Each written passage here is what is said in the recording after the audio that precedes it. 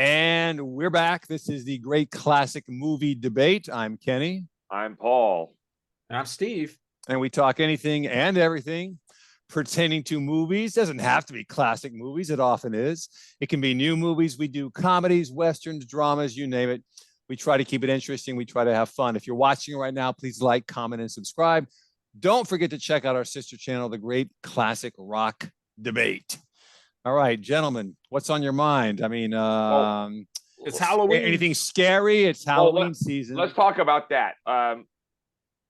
Every generation, like we talked about this before, has, for instance, The Jazz Singer was a first sound movie, okay?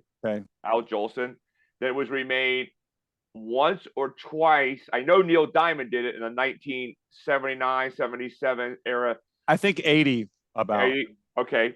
And then there's A Star is Born. So every 20 years, and then every 20 years, there's a Three Musketeers. There's a Superman, Batman. So every generation thinks Robin Hood, beautiful. Yeah. Every generation thinks so. But with the horror movies, you had, and this is Steve's wheelhouse. Yeah, first you had The Mummy, Dracula, all kind, like The Blob. And stuff like that, and then it kind of it died. That genre died, and then The Exorcist came, but it was at a schlocky, right? That movie was aimed at adults, right? Religious, kind of a different take, slightly, right? Right. And then Friday the 13th and Halloween, but you are skipping over The Omen. Okay, yeah, I'm trying to, because The Omen was The Exorcist. Well, right, and they both had a religious theme. So if you were raised in a Christian household, dude, those movies were impactful. Yeah. They were, yeah. Yeah. So I'm just saying now, I'm throwing Steve a big fat softball.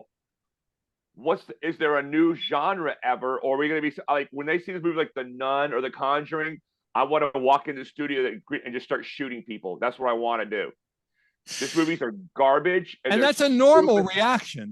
It is. Yes. Well, it's like, Paul, before you go down that path, though. Yeah, I'm throwing it to you. Have you seen The Nun or The Conjuring? I would not see it at gunpoint. I haven't seen them either. So okay, I saw The Conjuring. The Nun actually looks pretty good.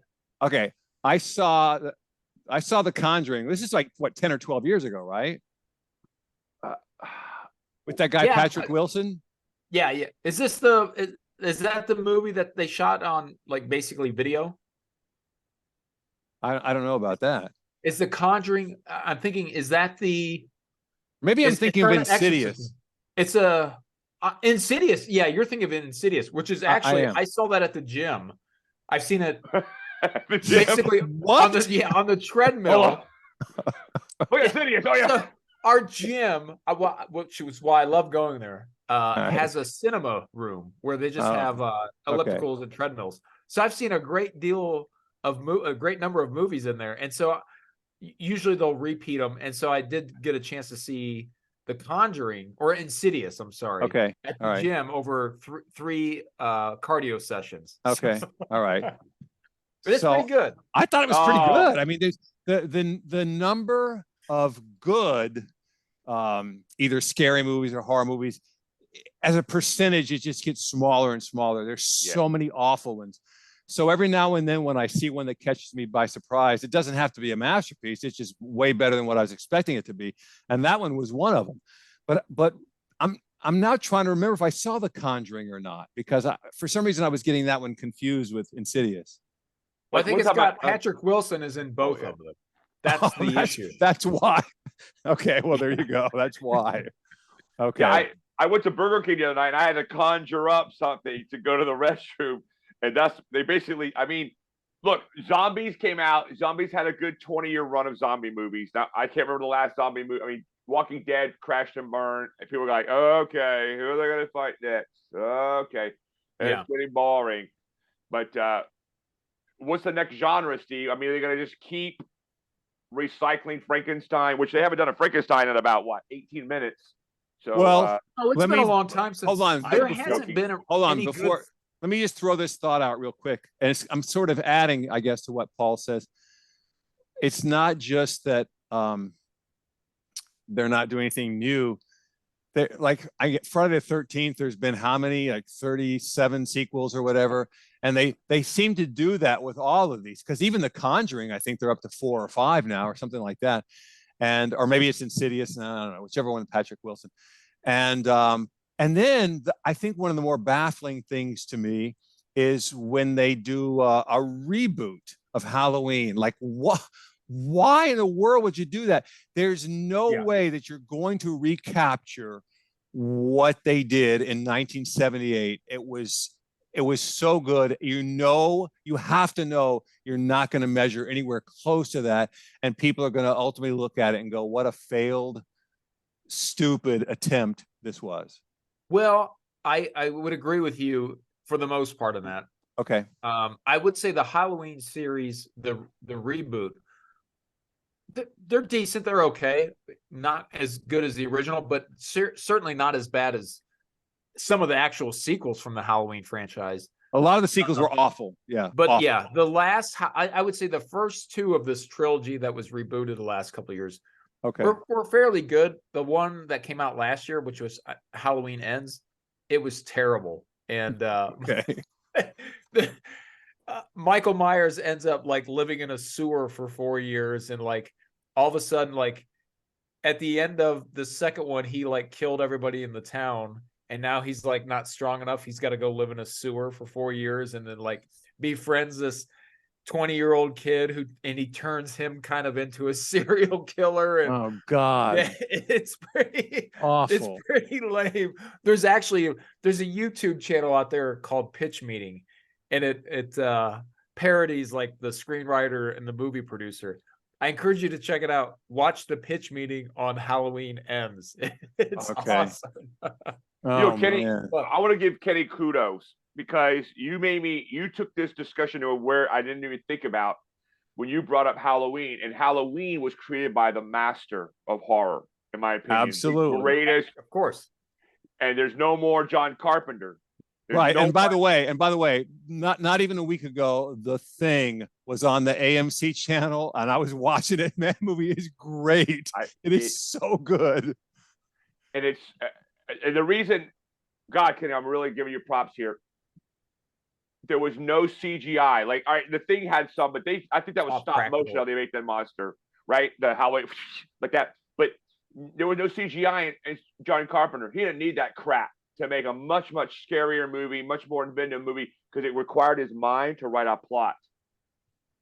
And God, that's hard. Because if it was easy, we'd be seeing, so Kenny, you get kudos for making me think about John Carpenter. And and it had 3 things too that it's hard to replicate. It had a killer soundtrack, and it had 2 of the greatest actors in the history of Hollywood. Which Keith David, baby. Keith David and Kurt Russell. Yeah, obviously. Of course. Right. I know you're gonna say Kurt Russell, but Keith David, Steve and I are just obsessed with him. I totally forgot he was even in that until I watched it the other day. I go, oh my God, I forgot. You're gonna have to kill me. Movie? It might have been. It was, like I think his first kind of like major. It may have been his first movie at all, but I'm pretty sure it was his first like. He was also in They Live. He made that movie with Roddy Piper, and you're like, right. Oh my God, Keith David. Oh my God, whatever. Right. Woo. I mean, I know that Lawrence Fishburne was in Apocalypse Now, which you would never remember if you didn't see it. He was in that, and that was 79. Yeah. So Keith David, it's right around the same time. So that's probably his first movie is The Thing, 82, I think. Yeah. He was in Platoon. Yeah. No, I think that's right.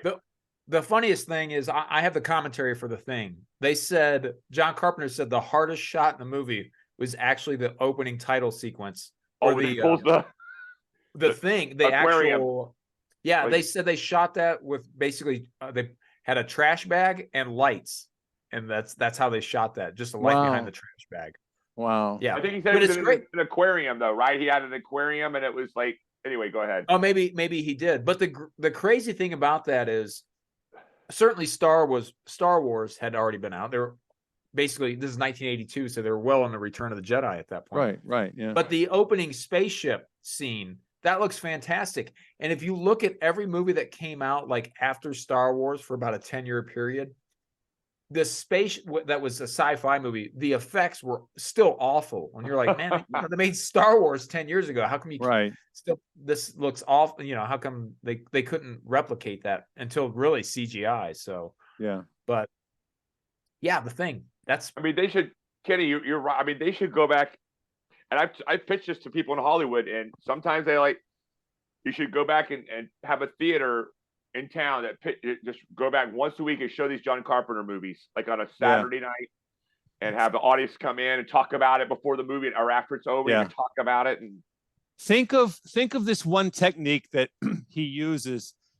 There's no CGI, no special effects. All they have is you've got the scared, usually it's a girl, could be a guy, but usually a girl, standing there in the dark, like terrified, and then slowly the figure behind her starts to illuminate, and there's Michael standing there in his mask, and he's ready to do whatever he's going to do.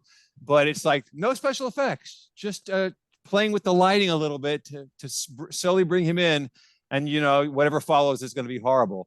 But it's chilling when you're watching it, and it doesn't require gore or anything. It's just the effect like the itself. Fog. If you go back and watch that movie, oh my God, I love that movie. It's brilliant. And when the guy's at the station, I'm gonna kick this guy's ass. I'm gonna open the door like the weather guy. And Adrian Barbeau's like, "Don't answer the door. Just leave it. Don't answer it. Don't answer it." And he gets hacked apart. And you're like, the way they juxtapose, they cut back and the intercutting, it builds up the tension. You know what's coming. He's gonna get killed. Of course, yeah. I would have. They've remade The Fog probably about 15 years ago. I never saw it. I watched about the first 5 minutes. I turned it off. But that's a movie I always wanted to make, was The Fog. It's a good movie. It's great. I loved it. 6 must die, and that scene, I'm telling you, where it's just her, Adrienne Barbeau, up in that thing, that room, and the what do they call those, Kenny, carts of the WALV? Yep. The best radio. It's over. Looks almost like an 8-track. Yeah, but there's like hundreds of them. All these different intros for the show, for the right. San Antonio Bay, California, and then it goes, and then Elisa's like, you're like, yeah, I'm getting out of here. I'm running out of this room. I'm sorry. Yeah. Well, Kenny, you did bring up a good point that, and Paul, well, both of you, there really isn't like a genre of horror movie now that is new. Like the thing that I see more often than not are these Exorcist spinoffs, and those types of movies just don't. They don't do it for me. I like the original Exorcist, and I like a lot of the movies that deal with the supernatural or the devil. Prince of Darkness. Yeah, Prince of Darkness. That's one of Carpenter's top 3 movies of all time. Love it. Yeah. I would love to see a remake of that. Actually, I want to see a sequel to that. I want to see what happens on the other side. Remember, I pitched this to you and Donnie. I have it. I have the sequel right here in my head right now. It was awesome. We could go through it, but then the entire world would hear it. No, but let's talk about it. But like, if you had to meet John, I'm wondering, does John Carpenter still own the rights to his movies, or has he sold them off? Or I should. Well, probably the studios probably own them. Well, by the time he got to be a big shot, he'd probably start calling more of his own shots, and then he'd be like, "You can kiss my ass. I'll go to whoever." Well, if you hear him, he says, if you listen to his commentaries, he always says he hates sequels and he would never do one. So no, he would never do it. He'd say, "Bro, you ain't doing it. You're just letting me do it." No, he said he doesn't. He's always despised sequels. Well, he did one, so he can shut up. Which one? That'd be the Escape from LA. Halloween. It wasn't Halloween. Yeah, that's true. God, how could I? Well, it's so bad that even I forgot about it. So I watched that movie the first time about. I was like, oh my God, they intentionally tried to make this movie terrible. Well, I think maybe that's the reason why it is bad, is because he hates sequels. Maybe he probably had something in his contract. I'm speculating here. Said, hey, you got a 5-picture deal or whatever, and this is what you got to make. And he's like, fine, that's, this is me guessing. And that's probably why it's so bad, is because he didn't want to make it. And he's like, here's your $10 million check, Kurt Russell. Will you be in it? All right. Okay. Kurt Russell, yeah, I got to buy Goldie a big pool to go with her, so I'll do it. Speaking of Goldie Hawn, I read that she had a UFO encounter when she was in her 20s. Somebody else on this show knows somebody who had a UFO encounter. Are you talking about me? Yeah, you. I do know somebody that had one. I know that you know that. That's why I'm saying it. I'm just giving you the option to decline to talk or to move on. No, I find that all fascinating. It is fascinating. Yeah. Yeah, I believe in UFOs. I'm throwing Steve out an opportunity to talk about it more or just move on. They're unidentified. I will say I had a family member. Yes, thank you. Had a growing up in rural. I can never say that word. In Ohio, on the farmland. They said that they had a ship come down in a field, and there were 3 or 4 of them that saw it. And I will say at the time there was a NASA facility up in that area, so maybe this was something had something to do with NASA.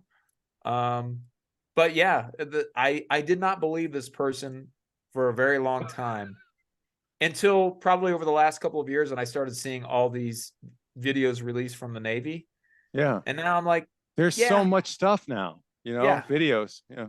Yeah. I UFOs, that means identified, doesn't mean aliens. But right. I've come to the belief that the universe is infinite, basically infinite in size, at least. Correct. So to think that we are the only ones out there is stupid. Yeah. So why not? Now, I don't believe everybody, but right. Well, that's why my daughter and I got this discussion about 6 months ago. And Kenny, I don't know if you've heard. I know Steve and I have talked about it. It's called the Drake equation. Have you ever heard of this, Kenny? I don't think so. If you write 10 rap songs, one of them will actually not suck. That's the Drake equation. Right. No. It's this guy. Drake strategy. He's a professor of whatever, PhD guy. He said he has this equation, and it's like it got like 18 variables, and it's like, okay, the number of known galaxies, the number of stars in the galaxy, the number of years it would take a star to generate a planet to have a sentient life form. There's like 18 variables. It could be 12. Yep. And so he calculates there should be like 10 million Earth-like planets in the known universe. Right. And they're making the assumption that it takes 4 billion years for sentient life like us. Yeah. Now, here's what's the interesting part is, if you have to think about it, every star, every planet did not form at the same time. So, correct. It's possible that if this happened in other places in the universe, where it happened in their timeline is either they're at the very beginning stages or way in the past, or somewhere in between. So that could explain why it's possible we could potentially be the only intelligent life form out there. I doubt it, but that's what I love about The Thing. I love the fact that The Thing, it's an alien that crashed here like 100,000 years ago. A long time ago. And so, aliens, just in my mind, I'm like, they could have come here, 100,000 years ago. And we're like, yeah, there's nothing here. There's some woolly mammoths, but there's not intelligent life, right? At the level of, humans. Them. Right. Yeah. And by the way, on that note, the remake of War of the Worlds with Tom Cruise. Right? Okay. Paul, we saw that, right? Yeah. Okay. It was an okay movie, but the one thing I hated about this movie was when the alien technology starts sprouting up out of the ground, Yeah. So, and the theory was that they came here thousands of years ago, planted it in the ground. Okay. So here's what I say to that. Let's suppose that we humans, we were going to go to a planet. We would be planting muskets in the ground. Okay. Right. And then thousands of years later, we've now got laser guns. We don't still use the muskets. So that's the thing. I'm like going, okay, what we want, they're advanced. That's when right. We're supposed to believe that they're still using the crap they were making thousands of years ago. It makes no sense to me. That's a great point. Because what would happen is the aliens would land and they'd be like, I don't know how to use this damn thing. Right. It's an 8-track Right. radio or 8-track tape player. What do I do with it? Yeah. This is something I love this thing. this is something my great grandfather used. I don't know how to use this crap. You know what? There is a I forgot what it's called. You two can look it up. I'll look it up too. Kitty, you bring up a brilliant point. There's actually a term for this in astronomy, and it's a term, I forgot the name of it. Why we should not send spacecraft anywhere further than our solar system. Because let's say we sent out we sent Voyager out in the 70s, okay? And right now I think it's, past the orbit of Pluto, and then okay, so it's like, let's say it's Pluto's orbit and a half now, because it's picking up speed and less debris, and now assuming it doesn't run out of power. Now, let's pretend that it was aimed at Alpha Centauri, 4.3 light years away. Okay, so it's going to take it 80,000, 90,000, 75,000 years to get there. Okay, and so in 100 years, we know Captain Kirk or Zefram Cochrane is going to invent warp drive, or in 200 years. So in 200 years and an hour, we'll be able to get to Alpha Centauri in an hour. You understand? Yeah. We will pass that thing up. And it's Of course. gotten 20% of the way there, and we'll pass it up in an hour. Assuming we develop that technology. But the thing that Voyager also, you're leaving out, it passed by all the other planets. So Yeah. No, I'm just saying, my point is, that's why a lot of people say, don't bother going any further than a solar system, because it's stupid, because we will pass that technology up. We will, assuming we haven't destroyed ourselves. Yeah. Right. Well, I But think the Bruce whole Kenny's point, though, was like, if it's a whole somebody thing. else were to find it. I don't think the point is we're going to go find it. No, our point is we would pass it up, so why bother leaving the solar system at all? It's just stupid. No, I think the point was that if somebody else, No. Another- We would pass our own ship up. That's the whole point. That's what Kenny's saying. Why leave this old technology there when you could come back in modern day and just kick the shit out of us? Right. Yeah. Like, hold on, don't do that. well, you're making the assumption too that Of course I am. no, We're I'm gonna saying invent- like not you, but if by sending this out there, like Alpha Centauri, if there's life out there, I don't know, but where are they at in the terms of their development? Who is they? If they have life, if life is on a planet in that solar system, maybe they just started 10 million years ago. Yeah. So they're still at the single cell organism stage. No, so. my point is, though, it's like what Kenny said. Don't bother sending those damn things down to Earth and go on the ground. Right. It's stupid. Right. Well, Yeah, I don't think the point of Voyager, though, isn't for us to, at some point in the future, go out and find that and recover. No, it's not. I never said that. So that's why I don't. I No, guess because we would.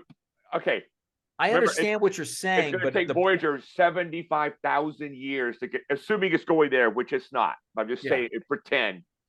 Okay, so in 200 years, it's going to get a little bit further. It's going to get 5 or 10%. I see what you're saying. You're saying that within 200 years we would be able to get to Alpha Centauri. But what I'm saying is, I think the point is that at some point, maybe the intention is that between now and 200 years, that maybe it will find something that, or somebody will come across it. I mean, I don't know what they expect to find out there, because there's nothing out There's there. nothing there that we know of, right? Under our primitive.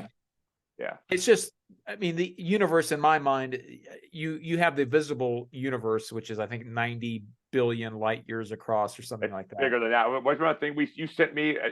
Just the visible part. So, to think that we are the only life forms, I'm not buying it. So I'm with you. You and I all agree on this. It's we just got to wait and find out the answer, right, Kenny? which The more, so to bring this into the movie discussion, when they released Prometheus from Ridley Scott, I was not a big fan of that. I do not like that movie at all. Really? So I'm the minority. I liked it. I thought it was one of the very first Alien sequels that was decent, because most of the Alien sequels. Hold on. Let me backtrack. Go ahead. There were 2 movies now. There was Prometheus and something else. Alien Covenant. Which I didn't care for that one. I didn't care for Prometheus, Covenant. I liked. I take it back Okay. to I was wrong. Yeah. Alien Covenant, Okay. I hated. Yeah, Okay. I did not I'm with like you.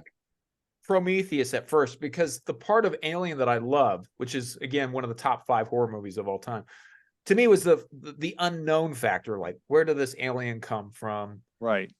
And then they kind of explain it in Prometheus, and I didn't like that. I didn't like it either. But what I realized is that Prometheus is not about Alien. I mean, it is, but it's a story about where did humans come from, and I like the fact. I like the idea of that. In that movie, the engineers came down, right, and basically they are the ones that are responsible for creating life on this planet. I thought it was a cool concept. I really did. Yeah, I like the concept. Whether or not I'm not saying I believe it. I just, to me, it's possible that life started from a meteorite that crash landed billions of years ago on this planet. I don't know. I mean, there's the religious aspect of it too, that a lot of people believe. Right. I don't know which is right. I wasn't around. I just I like just the concept of it. And so Prometheus has really grown on me in the last couple of years. Yeah, I liked it. Yeah. I thought it was surprisingly good. It got me so depressed, that Alien Covenant. Okay, so now the android's an evil android, and he kills Rumina Pace, and now he's gonna kill these people. And he creates. It's so stupid. I just like. What I don't remember is what was the reason for the engineers created the aliens, right? No, well, they created a version of it, and then that idiot played by Fassbender upgraded it and made it much more destructive. Remember? What was their? Well, I guess the reason were they just creating. They didn't create it for a specific purpose other than they're just trying to create things. Well, they created the weapon, which was the black goo. Yes. Yeah. That was a biological weapon. And little did they know that it was going to ultimately create the aliens. Okay. No. They didn't create the alien. They created a version of them. Remember? Okay. All right. I thought they created it didn't they create the goo? Because that's what that guy at the beginning of Prometheus, he drinks that and his DNA or whatever goes down into the river, and that's kind of supposed to be how life was created here on Earth. But that black goo, did they create that to kill the alien? The alien, I think they were.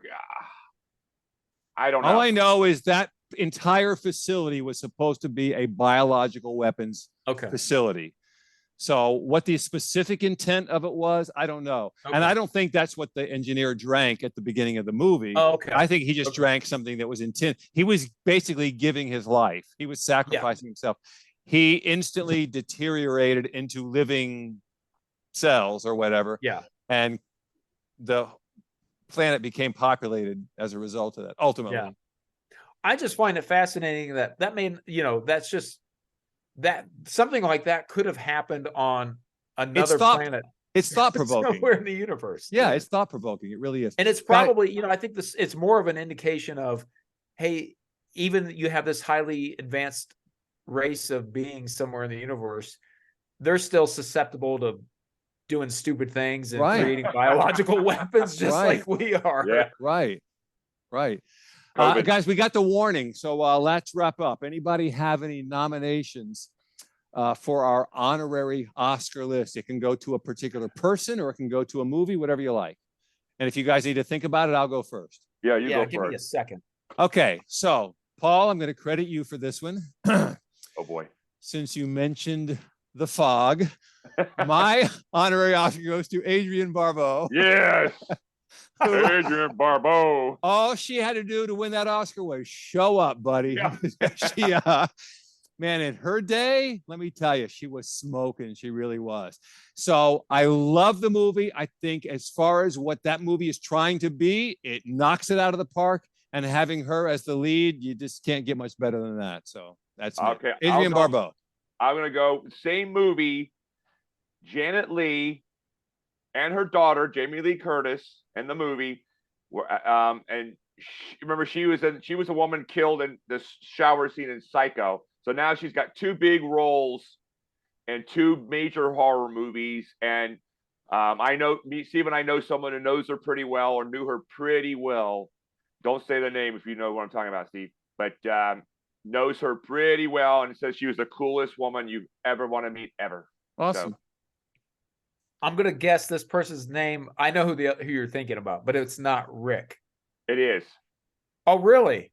We could talk about this offline. Okay, wait. Quick question. Yeah. So since you're giving the honorary Oscar to Janet Leigh, other than Psycho, what was the other movie she was in? She was in The Fog. That's her. Jamie Lee Curtis. That's her mom. Oh my God, I didn't even know that. Yeah, Okay, I did a movie with her wow. mother. Okay, wow. Okay, gotcha. They look like they got the nice big boobies and the skinny waist, and Janet Leigh is super cool. Okay. Weren't they? Were they in Halloween H2O? I don't know when Janet Leigh died, so I don't know. and I never saw that movie either. So I didn't either. okay. Well, I was going to go with Christopher Lee and Horror of Dracula since we were talking about the Hammer movies earlier. I love the Hammer take on Horror of Dracula. Speaking of Adrienne Barbeau, check out that movie as well as the follow-up, which is, I think, The Blood of Dracula. Really good for that purpose. But my favorite moment or favorite kind of movie with Adrienne Barbeau is, if you guys seen Creepshow. I saw it. Yeah. So my favorite episode or that monster from Creepshow is the monster, like the Yeti monster that lives in the box down in the basement under the stairwell. The one thing I always drove me nuts was like, what did this thing eat for like 100 years? Because I think that box was on like it said like 1800 something. I was like, it's hibernating, Steve. It's hibernating. But I love that. So for the audience members, if you haven't seen, was it Hal Holbrook, her husband? Yeah. Oh, am I good? Yeah. He was also in The Fog. Yeah. He was the father. That's right. Maybe that's why they. Oh my God. I wonder. Well, the whole thing was directed by George Romero, but I was like, maybe John Carpenter directed that episode. And Tales from the Dark Side. We were talking about Ray Don Chong. Right. A while back. Oh, her and James Remar. Yeah. My honorary Oscar goes to Christopher Lee, though. Okay. All right. Very good. We've made some strong movie recommendations tonight. We probably should jot these down, because if you're looking for some good scary type of stuff, we threw out some good names tonight. Anyway, for now, let's go ahead and wrap this up. So this is going to be the Great Classic Movie Debate. I'm Kenny. I'm Paul. I'm Steve. And if you're watching right now, please like, comment, and subscribe. We will love you for that. Don't forget to check out our sister channel, The Great Classic Rock Debate. And until we meet again, we will see you next time.